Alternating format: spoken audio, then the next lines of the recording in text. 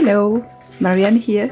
I'm back again after too many weeks. I regret a lot of that I said that I wanted to publish it each week. It hasn't been possible for me, but here I am back again with a new video for you that I hope you will enjoy.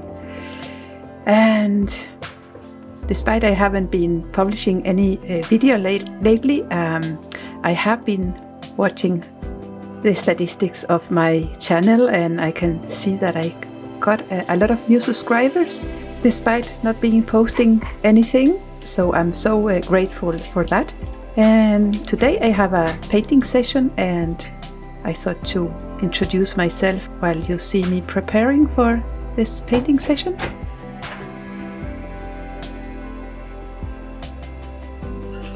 I started preparing this around lunchtime, or maybe 11 a.m. or something like that, and that is the sun that I can get at this time of the year. So I try to enjoy every little bit of sunshine that I can get into my studio. And you saw me putting some gesso on my sketchbook spread because I have been very busy. That's why I haven't been posting anything. And just when I had a few minutes, or just 10 minutes, I tried to make some very quick sketches and trying new things out as always. But this spread was too ugly. So normally I will never paint over a painting because I like to save and see my progress, but this one was too ugly. I didn't like it at all. So I put some gesso on it and decided to make a new painting on it.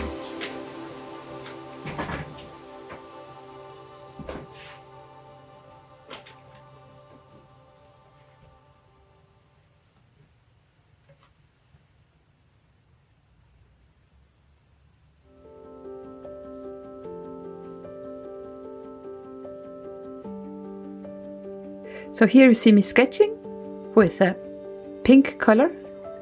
I'm painting this with a wash, and I find that it's very helpful to have a layer of, just a thin layer of gesso on the paper, because the paper doesn't absorb so much water, and that lets me work better with the wash paint. And yeah, that's why I did that.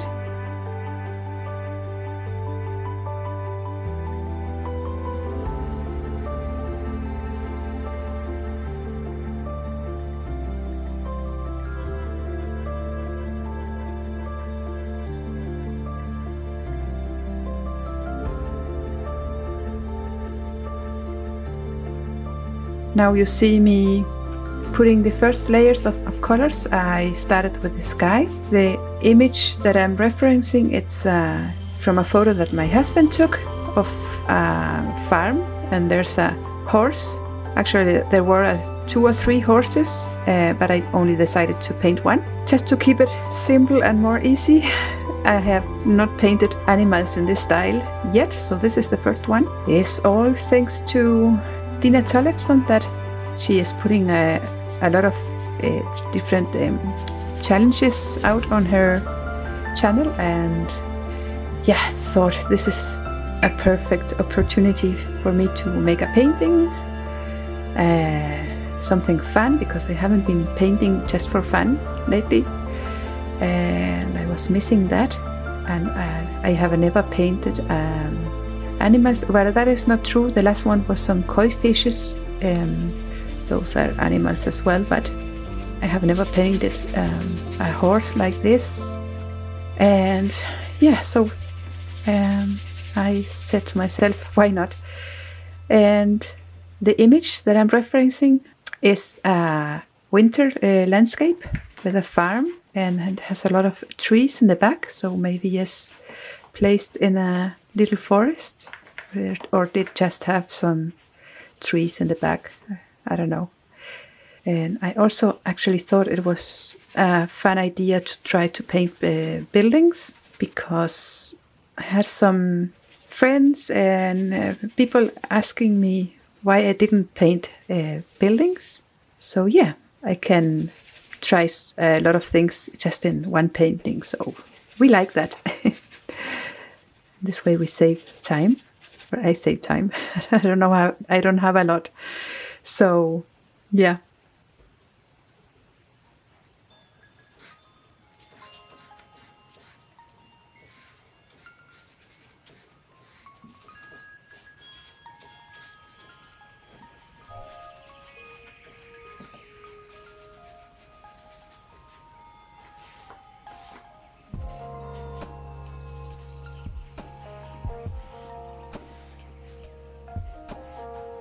So at this point you have seen me putting the first layers of color just to get rid of the white paper and get an idea of how this could look like.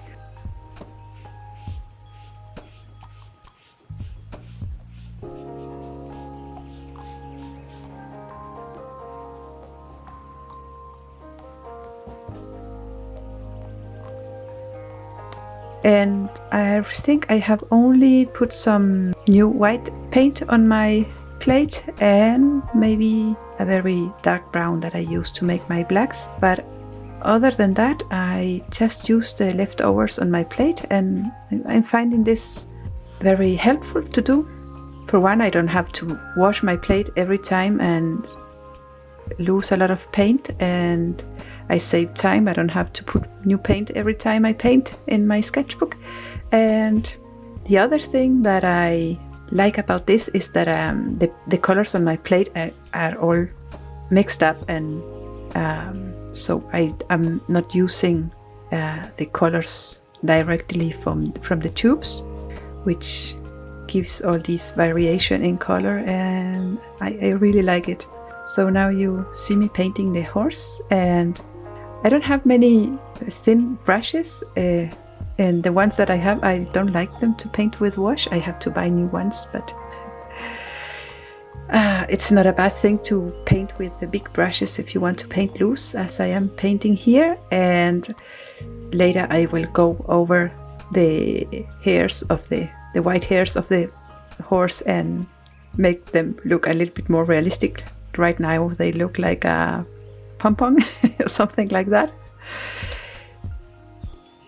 Something else that I like about using gesso on the paper is that it gives some transparency some places by accident, can you say? Because wash is it reactivates with water. This is not acrylic wash, so sometimes without thinking about it, I lift some of the paint, and I get these transparencies that I'm really enjoying. I think they give something extra to the painting. And if you're new to my channel, I'm trying to learn to paint more loose, and then trying to add a new style to what I can offer. I work as a full-time illustrator and artist, visual artist, and it's always good to have some options to offer to my clients, and also because I think it's fun to think different things. And so this was just to say that if you started to watching this video and think this looks terrible, yes, I agree when I like it, but yes, it doesn't look so well. And actually, short story here, last year I had an exhibition, and just to offer something else interesting for the visitors to see, I took my painting stuff and started to paint, so visitors could see me paint while they were visiting, and to give them something to talk about. The visitors could win this painting, as it was for free.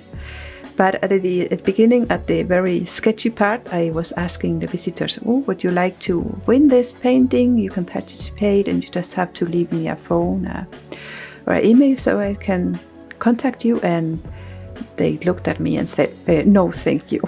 And I was laughing inside because, when you're not used to see the process of a painting, and that's when I want to say, stay here and watch the process, just have patience. When you don't know this, yes, I understand it looks awful. Nobody wants to put that in the wall. But keep watching, and you will see the process and how this ends up looking. And I promise you it will look much better in a bit. And just to finish up my story, at the last day of the exhibition, I continued asking if people wanted to win this painting, and it was almost finished, and they said, "Oh yes, please. Can my friend also sign up?" And I said, yes, of course. And when they saw the almost finished painting, they could see it hanging on their wall. But it was a fun experience. And now I will leave you with a speeded up video, and I will catch up with you at the end.